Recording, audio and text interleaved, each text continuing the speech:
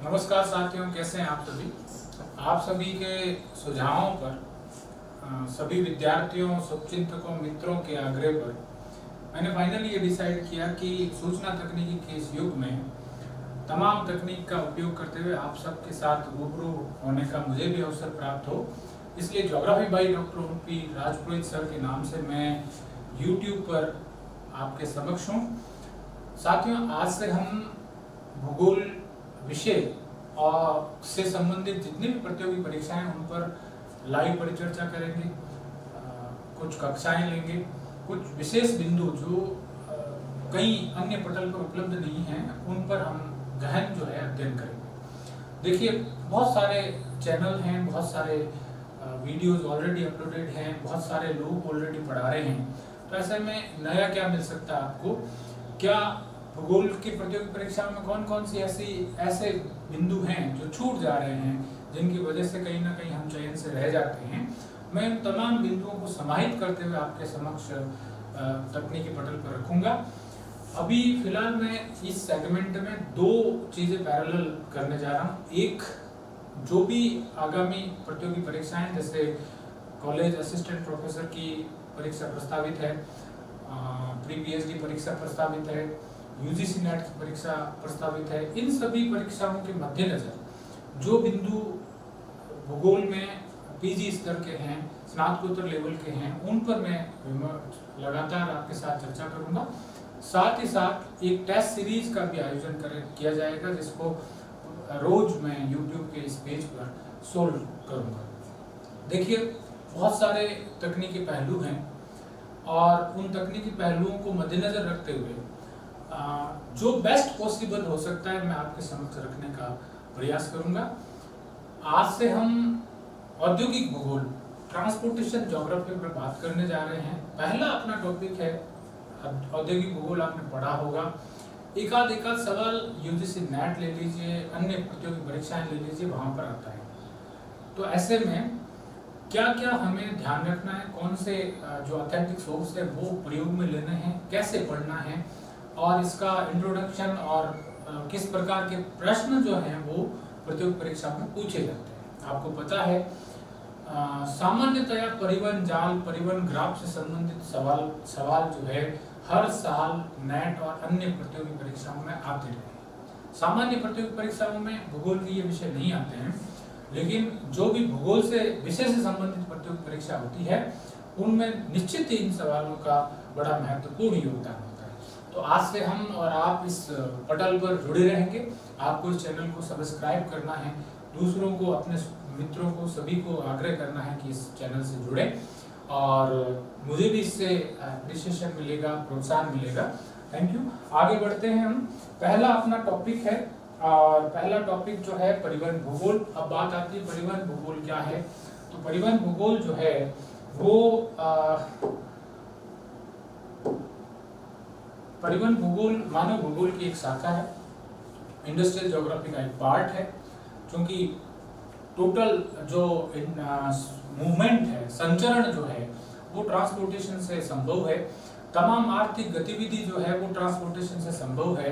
एक तरह से जैक है परिवहन, ट्रांसपोर्टेशन, ट्रेड और जो जिसे अपन कम्युनिकेशन कह सकते हैं उसका। तो संचार और संचरण दो अलग अलग हालांकि टर्म है, लेकिन दोनों बहुत समानांतर चलती है। परिवहन भूगोल उसी में से एक पार्ट, स्वतंत्र रूप से भूगोल का एक विषय, भूगोल की एक ब्रांच। अब बात आती है परिवहन भूगोल जो है, शब्दावली का पहली बार कहाँ से प्रयोग हुआ होगा, कैसे परिवहन भूगोल एक स्वतंत्र विषय के रूप में स्थापित हुआ। आपने 1826 की वॉन थ्यूनेन की थ्योरी पढ़ी होगी। वॉन थ्यूनेन की जो थ्योरी है कर्षी अवस्थिति सिद्धांत, उस कर्षी अवस्थिति सिद्धांत में जो मेन फैक्टर रेस्पॉन्सिबल है उसे हम परिवहन लागत कहते हैं। ठीक है, परिवहन लागत मतलब ट्रांसपोर्टेशन कॉस्ट, यानी ट्रांसपोर्टेशन और उससे रिलेटेड जितनी भी टर्मिनोलॉजीज है, ये कोई बहुत पुरानी बातें नहीं है, बहुत नई बातें नहीं है, नया सेगमेंट नहीं है। विषय के रूप में स्थापित होना अलग विषय है, लेकिन परिवहन भूगोल से संबंधित कई सारी टर्म इससे पूर्व के विद्वानों ने भी, चाहे आप लॉस ले लीजिए, चाहे आप वॉल्टर क्रिस्टालर ले लीजिए, चाहे आप वॉन थ्यूनेन ले लीजिए, इन सभी के सिद्धांतों और मॉडल में ट्रांसपोर्टेशन का एक महत्वपूर्ण जो विषय है वो शामिल किया गया है। ठीक है, एडवर्ड उलमैन जो थे उन्होंने 1954 में एक पेपर लिखा, रिसर्च पेपर था। रिसर्च पेपर का टाइटल था ज्योग्राफी एज स्पाशियल इंटरेक्शन। ठीक है, स्थानिक अंतरक्रिया जिसे हम कहते हैं, स्थानिक अंतरक्रिया के लिए जाने जाते हैं एडवर्ड उलमैन। तो geography as a spatial interaction नाम से इन्होंने एक रिसर्च पेपर लिखा 1954 में। ठीक है, स्पाशियल इंटरेक्शन मॉडल जो है वो यहाँ से आता है। इन्होंने एक मोनोग्राफ भी लिखा जिसे कहते हैं American commodity flow, American commodity flow, इस नाम से एक मोनोग्राफ भी इनका पब्लिश हुआ था। तो इनका एडवर्ड उलमैन का परिवहन भूगोल के संदर्भ में क्या मानना कहना रहा था कि परिवहन का अध्ययन एक दृष्टिकोण के रूप में किया जाना चाहिए, क्योंकि परिवहन विभिन्न क्षेत्रों के मध्य संबंधों की माप होता है। अब देखिए, भूगोल में विभिन्न क्षेत्रों के मध्य संबंध पढ़ना अपना एक आयाम है। तो विभिन्न क्षेत्रों के मध्य संबंधों की माप के रूप में परिवहन को कौन लेता है? Edward Ullman. इसलिए ये अपने आप में प्रासंगिक हो जाता है, महत्वपूर्ण हो जाता है, क्योंकि इसकी स्थानिक माप है, इसलिए परिवहन को भूगोल में पढ़ा जाना चाहिए। परिवहन जो है भूगोल का एक आवश्यक भाग होना चाहिए। ठीक है, फ्रांसीसी भूगोलवेताओं ने 18वीं सेंचुरी में संचरण भूगोल शब्दावली का पहली बार प्रयोग किया। यहाँ पर किसी पर्टिकुलर थिंकर या राइटर का नाम नहीं मिलता है। परिवहन स्थान उपयोगिता और समय उपयोगिता को बढ़ाता है। स्थान उपयोगिता का मतलब जो है प्लेस यूटिलिटी, और टाइम, समय उपयोगिता का मतलब है टाइम यूटिलिटी। यानी परिवहन जो है स्थान की उपयोगिता और समय की उपयोगिता को बढ़ाता है। ठीक है, नेक्स्ट आगे बढ़ते हैं। परिवहन एक भौगोलिक घटना, एडवर्ड उलमैन के संदर्भ में बात जारी है। परिवहन एक भौगोलिक घटना है जिसमें पारस्परिक प्रतिक्रिया, सब ध्यान रखें, म्यूचुअल इंटरेक्शन, पारस्परिक प्रतिक्रिया निहित है। पारस्परिक प्रतिक्रिया भूतल पर विभिन्न क्षेत्रों एवं स्थानों के मध्य होती है। सीधी सी बात है कि म्यूचुअल इंटरेक्शन या पारस्परिक प्रतिक्रिया कहाँ होगी? सरफेस पर होगी। ठीक है, उलमैन के अनुसार क्षेत्रीय प्रतिक्रिया में परिवहन का अध्ययन ही परिवहन भूगोल है, ये परिभाषा होगी। ठीक है, तो परिवहन भूगोल के एक पायोनियर ज्योग्राफर, अग्रणी भूगोलवेता के रूप में, अग्रगण्य भूगोलवेता के रूप में एडवर्ड उलमैन को इसलिए माना जाता है। ठीक है, उन्होंने ये कहा कि परिवहन, क्षेत्रीय प्रतिक्रिया में परिवहन का अध्ययन ही परिवहन भूगोल है। अब क्षेत्रीय प्रतिक्रिया क्या है वो मैं आपको पहले क्लियर कर चुका हूं। उलमैन ने पारस्परिक प्रतिक्रिया जो होती है उसके 3 आधार बताए। 3 आधार, पारस्परिक जो क्षेत्रीय प्रतिक्रिया कह दीजिए, पारस्परिक प्रतिक्रिया कह दीजिए, उसके 3 बेसिस बताए, और इन बेसिस को उलमैन ट्रायो या उलमैन त्रे के नाम से जाना जाता है। ठीक है, तो उलमैन ट्रे कौन सा है, उलमैन ट्रायो कौन कौन से हैं? इसमें नंबर है, एक है संपूरकता, संपूरकता, कॉम्प्लीमेंटरिटी। अब कॉम्प्लीमेंटरिटी क्या है? कॉम्प्लीमेंटरिटी का मतलब है हम सामान्यतया कोई भी आर्थिक गतिविधि या किसी भी भूगोल में इंटरेक्शन की जब बात करते हैं तो संपूरकता सबसे पहला आया। कैसे पहला? कि कोई भी एक स्थान जो है सभी आवश्यकताओं की पूर्ति कर देगा ऐसा नहीं है। जैसे मान लीजिए ए कोई स्थान है और दूसरा बी स्थान है। कोई वस्तु, कमोडिटी, जिन्स जिसे हम कह सकते हैं, जो जीवन उपयोगी है, जीवन के लिए आवश्यक है, वो ए में अधिक प्रोडक्शन होता है उसका और बी में कम होता है। इट मे पॉसिबल कि दूसरी कोई वस्तु जो आवश्यक होती है जीवन के लिए या जीवन को सरल बनाने में काम आती है, वो बी में अधिक उत्पादन होता है, ए में कम होता है। इसका मतलब है कि दोनों वस्तु, ऐसा नहीं है कि ए में सभी वस्तुओं का उत्पादन होता हो, ऐसा भी नहीं है कि बी में सभी वस्तुओं का उत्पादन होता हो। तो ऐसे में एक दूसरे की पूरकता यहां पर बनती है। ए की जरूरत बी पूरा करता है, बी की जरूरत ए पूरा करता है। सरल भाषा में हम ये कह सकते हैं कि हम जो है कोयला production, coal production producer country हैं, आयरन ओर हमारे पास में है, जापान हमसे आयरन ओर लेता है, बदले में हम उससे टेक्नोलॉजी रिलेटेड जो है कुछ चीजें इंपोर्ट या आयात कर लेते हैं। तो दोनों की पूरकता है, ठीक है। तो ये संपूरकता क्या करती है, संचरण को बढ़ावा देती है। दिखती सी बात है कि संचरण तभी हो पाएगा जब दो स्थानों के बीच में क्या हो, कॉम्प्लीमेंटैरिटी हो, संपूरकता हो। तो उल्मान त्रय या उल्मोन्स ट्रायो में पहला जो त्रय का है वो है संपूरकता। दूसरा त्रय क्या है, दूसरा है मध्यवर्ती आपूर्ति सुविधाएं। अब ये आपने नाम सुना होगा, इंटरवेनिंग अपॉर्चुनिटीज। आपने माइग्रेशन में मॉडल पढ़ा होगा, इंटरवेनिंग अपॉर्चुनिटी मॉडल। तो इंटरवेनिंग अपॉर्चुनिटीज जो है वो क्या है, अब मैंने अभी तक ए और बी की बात की थी, अब मैं यहां पर एक और नाम ले लेता हूं, वो है सी। अब देखिए सी जो है उसमें क्या होगा, सी में ये होगा कि सी इन ए और बी का विकल्प बन सकता है। हो सकता है जो बी को रिक्वायर्ड हो ए से, वो सी से मिल जाता है उसे, और सी उससे निकट दूरी पर हो, इसलिए बी का संचरण जो है वो सी के साथ हो जाएगा। लेकिन ऐसा कदापि नहीं है कि ए का संचरण बी से डिस्कनेक्ट हो जाएगा, ठीक है। तो ऐसे में सी जो है मध्यवर्ती अवसर पैदा करता है। तो सी अवसर पैदा करता है, तो हम ये कह सकते हैं कि वो संचरण में बाधा बन रहा है, नहीं, वो संचरण के भी नए अवसर पैदा कर रहा है। सी जो है वो संचरण के भी नए अवसर पैदा करता है, इसलिए जो नॉड हैं वो लगातार क्रिएट होते जाएंगे, ठीक है। तो संपूरक जो क्षेत्रीय प्रतिक्रिया का दूसरा आयाम जो है वो है मध्यवर्ती आपूर्ति या सुविधाएं। एक तरफ ये प्रोत्साहित करता है, दूसरी तरफ हतोत्साहित, लेकिन इसे कभी भी नेगेटिव पोटेंशियल में शामिल नहीं करेंगे, इसे पॉजिटिव पोटेंशियल में ही लिया जाएगा। तीसरा जो है वो है स्थानांतरणशीलता। जैसे ये शब्द पढ़ेंगे स्थानांतरणशीलता, आपके दिमाग में ये आ सकता है कि it is migration. No, migration जीवों का, मनुष्यों का होता है, लेकिन स्थानांतरणशीलता अलग विषय है। स्थानांतरणशीलता का मतलब है ट्रांसफेरेबिलिटी। ट्रांसफेरेबिलिटी है या नहीं है, कोई वस्तु ए से बी में क्यों जाती है, क्योंकि बी में उसकी डिमांड है, इसलिए ए से बी में संचरण होता है उसका। लेकिन यदि उस वस्तु की जो लागत है,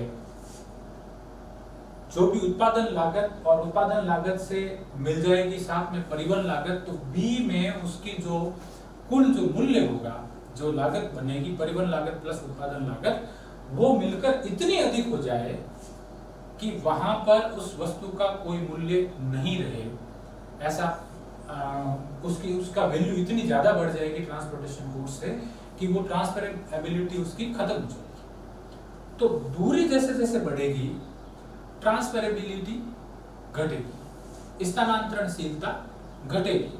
तो स्थानांतरणशीलता एक तरह से एक नेगेटिव पोटेंशियल हो गया, यानी हम ये देखना चाहते हैं कि कोई वस्तु कितनी दूरी तक जा सकती है, कितनी दूरी तक उसका परिवहन किया जा सकता है। यदि उस परिवहन करके उस वस्तु की लागत इतनी बढ़ा दी जाए कि वो वस्तु वहां खरीदने योग्य ही नहीं रहे, तो ऐसे में वो ट्रांसफरेबिलिटी उसकी प्रभावित हो जाएगी। तो क्षेत्रीय प्रतिक्रिया में 3 विषय हो गए, नंबर 1 संपूरकता, नंबर 2 मध्यवर्ती आपूर्ति, नंबर 3 स्थानांतरणशीलता। ये क्षेत्रीय प्रतिक्रिया, जो क्षेत्रीय प्रतिक्रिया के 3 आयाम बताए थे, किसने बताए थे, उल्मोन ने बताए थे, इसलिए इसे उल्मोन्स ट्रायो के नाम से या उल्मान त्रय के नाम से जाना जाता है। ठीक है, इन्हीं आयामों से क्षेत्रीय प्रतिक्रिया होती है और क्षेत्रीय प्रतिक्रिया का परिणाम क्या है, वो एक स्थानिक माप के रूप में परिवहन है। ठीक है, इसलिए परिवहन को स्थानिक माप के रूप में पढ़ा जाना चाहिए। परिवहन भूगोल एक अलग शाखा के रूप में विकसित होती है। स्थानिक संचरण को, अब यहाँ एक सवाल बन सकता है, बनता है और अचानक से आएगा तो थोड़ा सा सोचना पड़ेगा कि स्थानिक संचरण जो होता है, जिसे हम स्पाशियल मूवमेंट कहते हैं, उसको हतोत्साहित करने वाले कारक और प्रोत्साहित करने वाले कारक, दो कारकों की हम बात कर रहे हैं। तो हतोत्साहित करने वाले कारक मतलब होता है नेगेटिव पोटेंशियल, प्रोत्साहित करने वाले कारक मतलब होता है पॉजिटिव पोटेंशियल। तो पॉजिटिव पोटेंशियल और नेगेटिव पोटेंशियल है क्या? ठीक है, कौन कौन से नेगेटिव पोटेंशियल है, कौन कौन से पॉजिटिव। अब यहाँ ऑब्जेक्टिव क्वेश्चन, संचरण को प्रभावित करने वाला निम्न में से कौन सा सकारात्मक कारक नहीं है, निम्न में से कौन सा नकारात्मक कारक है, आदि किसी भी तरह से बनाया जा सकता है। तो पॉजिटिव पोटेंशियल कौन कौन से हैं? पॉजिटिव पोटेंशियल में देखिए परिपूरकता, दिखती बात है कि यदि परिपूरकता है, संपूरकता है तो संचरण होगा। अगर परिपूरकता संपूरकता नहीं है, संचरण नहीं होगा। तो परिपूरकता जो है वो क्या है, पॉजिटिव पोटेंशियल माना जा सकता है। नंबर 2, मध्यवर्ती स्रोत सुविधाएं, वही बात इंटरवेनिंग अपॉर्चुनिटीज। तो इंटरवेनिंग अपॉर्चुनिटीज या मध्यवर्ती स्रोत सुविधा जो है वो पॉजिटिव पोटेंशियल में ली गई है, ध्यान रखिए। मैंने आपको कहा था कि वो ए से बी के बीच में हो सकता है संचरण को ड्रॉप कर देता है, लेकिन एक नए अवसर को भी पैदा करता है। तीसरा है सांस्कृतिक समानता, ये भी एक बड़ा विषय है। संचरण तभी हो सकता है जब कल्चरल जो है समानता हो। ये ट्रेडिशनल कंसेप्ट माना जा सकता है।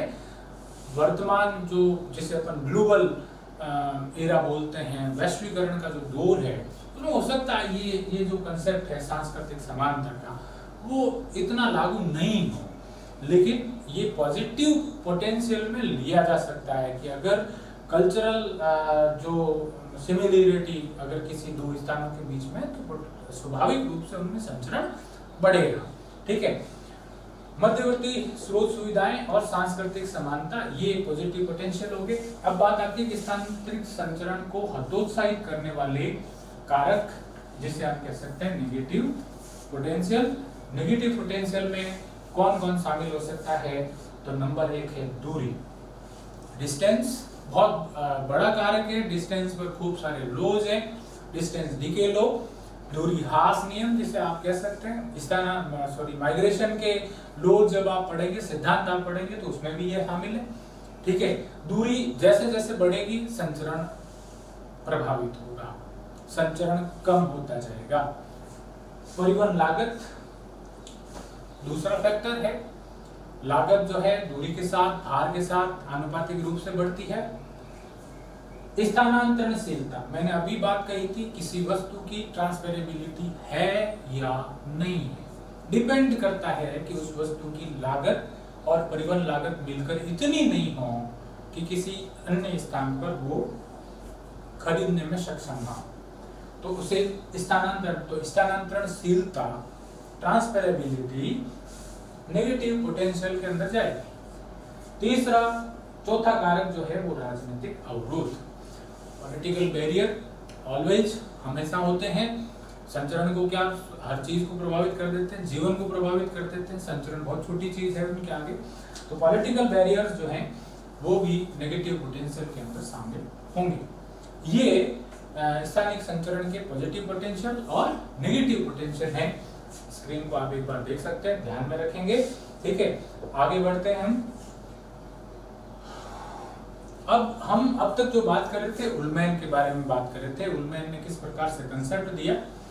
अब अन्य भूगोलवेत्ता कौन कौन है जो परिवहन भूगोल में, जिनका नाम जो है अग्रणी भूगोलवेत्ताओं में लिया जा सकता है, जिनका काम जो है वो परिवहन भूगोल में उल्लेखनीय है।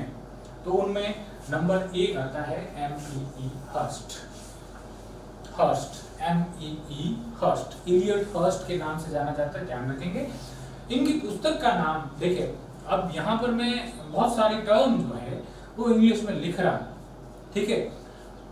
ध्यान रखेंगे कि यूजीसी नेट की परीक्षा हो या अन्य कई परीक्षा हो, आप पुराने पेपर उठाइए, इनमें ज़्यादातर जो इंग्लिश जो भी जो वेस्टर्न ऑथर हैं, जो इंग्लिश ऑथर्स हैं, उनकी जितनी भी किताबें हैं, उन किताबों को जब भी ऑब्जेक्टिव प्रश्न में लिया जाता है तब उनको रोमन हिंदी में लिखा जाता है। इसलिए आप जो है ज़्यादा अच्छा रहेगा उसको हिंदी में लर्न करने की बजाय इंग्लिश में लर्न करें। Transportation geography comment and readings, ये इनकी पुस्तक है, MEE हर्स्ट, इलियट हर्स्ट की transportation geography comment and reading, ये इनकी पुस्तक है। कार्यकलापी अवधारणा पुस्तक की, कार्यकलापी एक्टिविटी कंसेप्ट जिसे हम कह सकते हैं, एक्टिविटी बेस्ड होता है सब कुछ। अगर ट्रांसपोर्टेशन है तो वो किसके पीछे, एक्टिविटी के पीछे। तो इन्होंने इसके लिए एक कार्यकलाप अवधारणा या एक्टिविटी कंसेप्ट दिया, जिसमें परिवहन व्यवस्था के निम्न अवयव होता है, एलिमेंट्स, ठीक है। तो परिवहन व्यवस्था के कौन कौन से एलिमेंट हो सकते हैं, किसके द्वारा बताए गए, MEE हर्स्ट के द्वारा बताए गए। अब एलिमेंट कौन कौन से हैं, वस्तु सूची तालिका, इन्वेंट्री। नंबर 2 नेटवर्क, परिवहन जाल। नंबर 3 वहन, जिसे हम कहते हैं फ्लो। नंबर 4 साधन व्यवस्था, जिसे हम कहते हैं मोड। बहुत सारे एनी मीन हो सकता है, मोड ट्रांसपोर्टेशन मोड जिसे हम कहते हैं। और अंतर संबंध दो स्थानों के बीच किस प्रकार का, राजनीतिक, सांस्कृतिक, सामाजिक, आर्थिक, कोई भी नाम ले लीजिए, वो अंतर संबंध की श्रेणी में आएगा। ये जो है कार्यकलाप की अवधारणा में परिवहन व्यवस्था के अवयव बताए गए, किसके द्वारा बताए गए हैं, MEE इलियट हर्स्ट के द्वारा। चलिए आगे बढ़ते हैं। नेक्स्ट जो अग्रणी भूगोलवेत्ता हैं ट्रांसपोर्टेशन ज्योग्राफी में, पीटर हैगेट, नाम सुना है, बहुत प्रचलित नाम है। पुस्तक इन्होंने लिखी location analysis in geography. Peter Haggett को जाना भी इसलिए जाता है, लोकेशन एनालिसिस के लिए जाना जाता है। इन्होंने संचरण मूवमेंट के सहारे प्रादेशिक व्यवस्था के विकास की व्याख्या की। देखिए उल्मान जो था उसने भी यही किया था, उसने भी यही कहा था, ठीक है, लगभग समकक्षता है। इन्होंने संचरण के सारे प्रादेशिक व्यवस्था के विकास की बात की। संचरण जो है वो किस तरह से होगा, तो इसमें व्याख्या में जो क्रम है, श्रेणी क्रम है, वो क्या है, संचरण, जाल, केंद्र, श्रेणी क्रम, सतह, ये इसका हायरार्की है। ओके, परिवहन विकास की 3 अवस्थाएं बताई। यहाँ पर सवाल बनता है, MEE हर्स्ट ने कितनी अवस्थाएं बताई, कितने फेज बताए, तो 3 अवस्थाएं थी। नंबर 1 प्रथम अवस्था, जिसमें छोटे छोटे केंद्र और गांवों को जोड़ने वाले मार्गों का, यातायात के लिंकेज का डेवलपमेंट होता है। ओके, दूसरा है द्वितीय अवस्था, उच्च स्तरीय मार्गों का जाल बनता है। और तीसरा जो है वो है तृतीय अवस्था, जिसमें पारस्परिक क्रिया में वृद्धि होने पर अधिक उच्च स्तरीय मार्गों का जाल बनता है। जब पारस्परिक प्रतिक्रिया में वृद्धि होगी तो दिखती बात है उच्च स्तरीय जाल का निर्माण हो जाएगा। तो 3 अवस्थाओं में परिवहन विकास को समझाया, किसने समझाया, Peter Haggett. Okay, Peter Haggett ने 3 अवस्थाएं बताई थी, ध्यान रखें। नेक्स्ट, टाफे, टाफे यहाँ एक महत्वपूर्ण अग्रणी भूगोलवेत्ता है, अग्रणी परिवहन भूगोलवेत्ता के रूप में इनका नाम लिया जाता है। बहुत काम इन्होंने ट्रांसपोर्टेशन ज्योग्राफी पे किया है। इनकी पुस्तक है transport expansion in under developed countries, transport expansion in under developed countries, a comparative analysis. ये पुस्तक इनकी 1963 में आई। 1963 में इन्होंने मॉडल टाफे और गोल्ड ने मिलकर ये एक मॉडल दिया था, जिसे अपन TMG मॉडल के नाम से जाना जाता है। टाफे मॉडल गोल्ड के नाम से जाना जाता है, TMG मॉडल बोलते हैं। परिवहन या परिवहन विकास के 4 चरण, जो 6 चरण इन्होंने बताए थे, उनके ऊपर इस पूरे टीएमजी मॉडल में व्याख्या किया गया है। तो 1963 में इनकी ये महत्वपूर्ण पुस्तक आई थी, मैं इसके ऊपर और बात करूंगा। एक इन्होंने और पुस्तक लिखी जो है ज्योग्राफी ऑफ ट्रांसपोर्टेशन। लेकिन ज्योग्राफी ऑफ ट्रांसपोर्टेशन में इनके साथ लेखक जो थे एडवर्ड जे टाफे खुद, हावर्ड एल गुथियर और मॉर्टन ओ केनी, ठीक है, ये जो हैं इसके सह लेखक हैं, इन्होंने लिखी ज्योग्राफी ऑफ ट्रांसपोर्टेशन। अध्ययन एक मॉडल इन्होंने दिया, वो था कॉरिडोर डेवलपमेंट मॉडल, और अध्ययन क्षेत्र इनका जो था वो था अफ्रीका, विशेषकर घाना और नाइजीरिया के क्षेत्रों में इन्होंने अपना अध्ययन क्षेत्र रखा, ठीक है। अगला जो पॉइंट है वो है टीएमजी मॉडल, ठीक है। टाफे, मॉरिल, गोल्ड, 3 थिंकर हैं, 3 ज्योग्राफर हैं, तीनों का एक साथ नाम है टाफे, मॉरिल, गोल्ड मॉडल के नाम से जाना जाता है। कब आया? 1963 में आया। परिवहन विकास की इन्होंने 6 अवस्थाएं बताई। ध्यान रखना है, परिवहन विकास की टाफे मॉडल में 6 अवस्थाएं बताई गई है, ठीक है। अब यहाँ पर एक जो है डायग्राम आपके सामने कि कैसे परिवहन जो है डेवलप होता है। सामान्य सा मॉडल है। पहला जो पॉइंट है उसमें है स्कैटर्ड पोर्ट, यानी छितराए बंदरगाहों का विकास, ठीक है। तो छितराए बंदरगाह जो है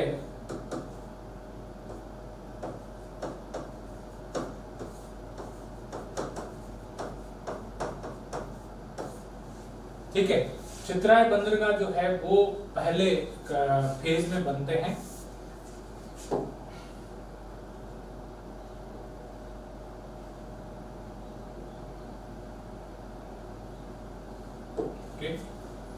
स्कैटर्ड पोर्ट,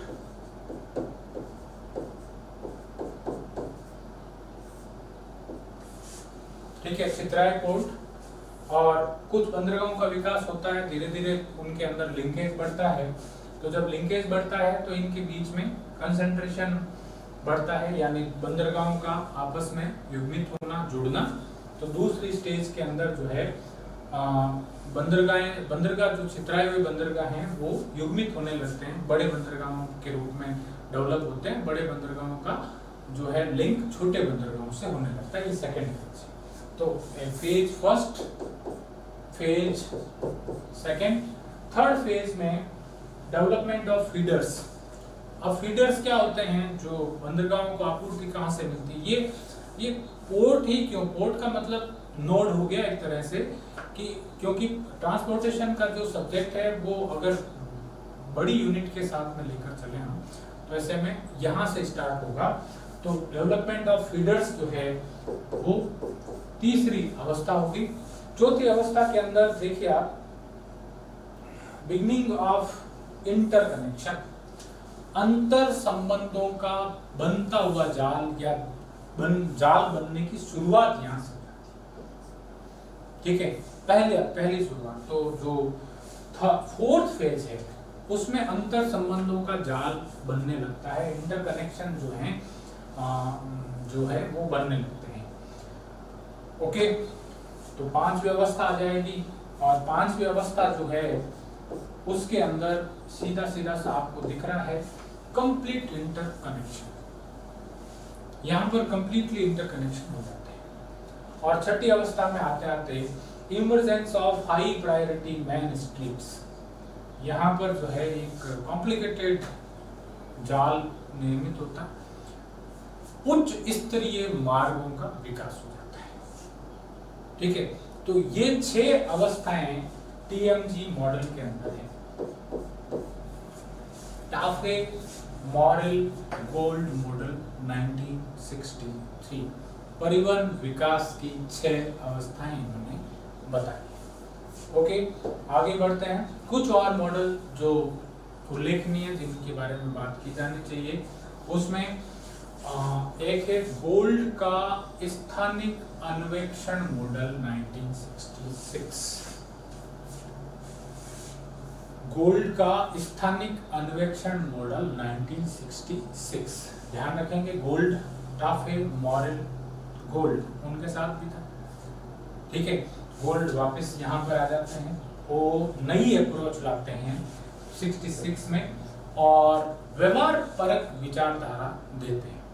ठीक है, तो इन्होंने परिवहन विकास की टैफ, मॉरल और गोल्ड की अवधारणाओं के विकल्प के रूप में व्यवहार परक मॉडल को विकसित किया। यदि सवाल पूछा जाता है परिवहन विकास में व्यवहार परक मॉडल देने वाले कौन थे, कौन सा मॉडल था, तो वो गोल्ड का स्थानिक अन्वेषण मॉडल था। ठीक है, 1966 में प्रस्तावित किया गया। ठीक है, फिर आता है द वेंस मॉडल 1970। अमेरिका के पूर्वी समुद्री तट पर अपने काम के आधार पर वेंस ने परिवहन लिंक के विकास और उत्तरी अमेरिका में शहरी पदानुक्रम के विकास को दर्शाने के लिए 5 चरणीय व्यापारिक मॉडल विकसित किया। 5 चरणों वाला व्यापारिक मॉडल किसने दिया? वेंस ने दिया। कब दिया? 1970 में दिया। अध्ययन क्षेत्र क्या था?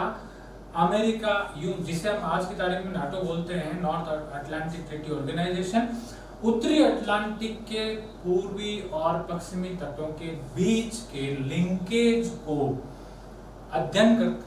का अध्ययन करते हुए इन्होंने 5 चरणों में नगर का पदानुक्रम किस तरह से बढ़ता है और जो लिंकेज रूट हैं वो किस तरह से डेवलप होते हैं, ऐसा मॉडल जो है वो वेंस ने दिया था 1970। ये परिवहन विकास के संदर्भ में एक अलग मॉडल है। ठीक है, नेक्स्ट आता है द रीमर मॉडल 1977। ठीक है, रीमर मॉडल दिया।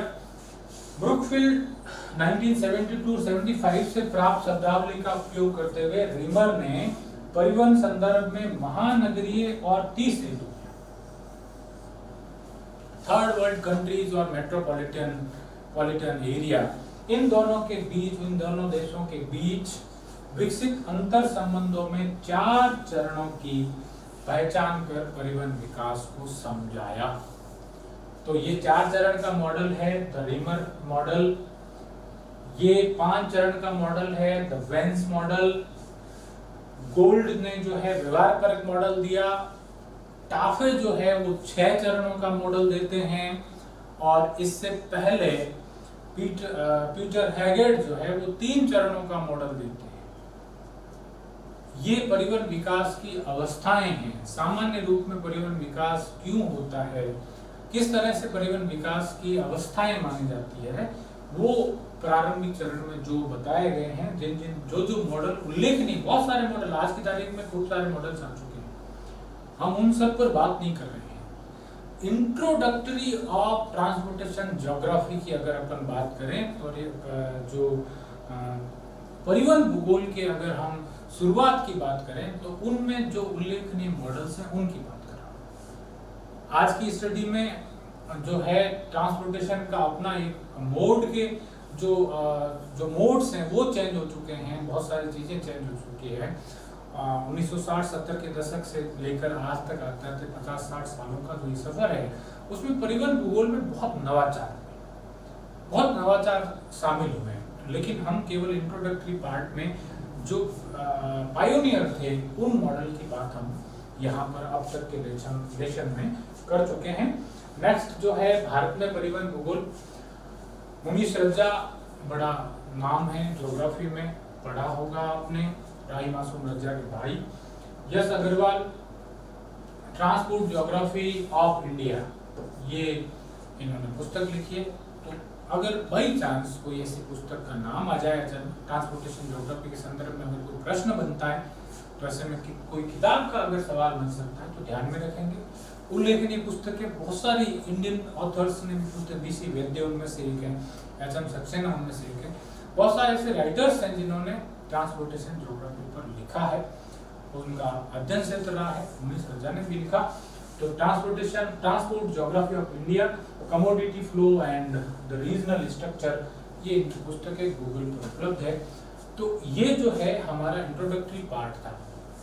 अगला जो हम वीडियो लेके आ रहे हैं। उसमें हम जो बात के पढ़ाएंगे, आपको बताएंगे, उसमें परिवहन ग्राफ क्या होता है, तलीय अतलीय ग्राफ में क्या फर्क होता है, हम संयोजकता कैसे निकालते हैं, अल्फा बीटा थीटा संयोजकता क्या होती है, ठीक है, मैट्रिक्स से रिलेटेड जो प्रश्न आते हैं उनको कैसे किया जा सकता है, ठीक है, मैट्रिक्स अवयव जिसे हम कहते हैं उसको हम कैसे सोल्व कर सकते हैं। क्योंकि इस पार्ट से क्वेश्चन जो आ सकता है वो केवल और केवल परिवहन विकास संबंधित किसी चरण का या कोई पुस्तक, बहुत वास्ट पार्ट है, केवल आपको संकेत भर इस मॉडल इस चैप्टर में मैंने किया है। बाकी स्टडी मटेरियल मैं और आपके साथ शेयर करता जाऊंगा।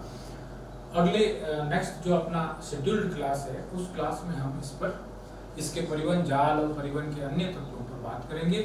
तब तक के लिए धन्यवाद आपका। इस पेज को फिर से आपको आगे याद दिला रहा हूँ, लाइक कीजिएगा, सब्सक्राइब कीजिएगा। आपका लाइक और सब्सक्राइब भी मेरा प्रोत्साहन है। Thank you.